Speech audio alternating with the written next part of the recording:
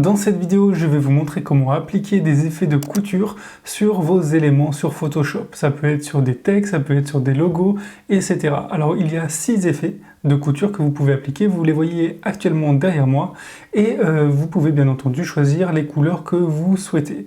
Pour télécharger ce plugin, le lien est dans la description. Quand vous cliquez dessus, vous tombez sur cette page-là et vous pouvez le télécharger en cliquant sur Buy Now. Ça coûte 6 $ américains, soit l'équivalent d'à peu près 5,30 €.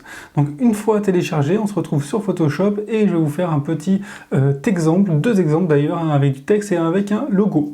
Alors pour le texte, je clique sur l'outil texte. Donc là, peu importe si c'est un nouveau document ou sur une image ou sur un de vos projets, c'est applicable de partout. Donc je vais marquer par exemple bonjour en lettres majuscules, je peux sélectionner la police de mon choix, la taille de mon choix. Pour la couleur, eh bien, ça se fait après, donc il n'y a pas de souci, vous pouvez mettre la couleur que vous voulez maintenant. Une fois fait, vous cliquez sur Window, puis Actions, et là vous allez pouvoir ouvrir le répertoire qui s'appelle Stitch Fabric et choisir l'effet voulu. Par exemple, je vais choisir l'effet zigzag et je vais choisir Small. J'appuie sur Play, l'effet s'applique en quelques secondes et maintenant je vais pouvoir choisir ma première couleur. Donc voici par exemple ma première couleur, j'appuie sur OK et là j'ai maintenant la couleur, et bien on peut voir en temps réel, de la couture. Par exemple, je vais choisir blanc. J'appuie sur OK et ça y est, le travail a déjà été effectué. Je vais zoomer dessus pour que vous voyez le résultat. Donc voilà, c'est très réaliste et ça s'applique automatiquement. Voilà. Ensuite, maintenant, on va tester avec un logo. Donc, je vais pouvoir effacer ça. Donc bien sûr, vous pouvez appliquer, vous pouvez mettre des calques en dessous par exemple pour que ce calque-là, le calque bonjour, soit par-dessus un autre calque, donc une image par exemple ou un fond. Donc je vais jeter à la poubelle ça et je vais maintenant importer le logo de YouTube sur Photoshop.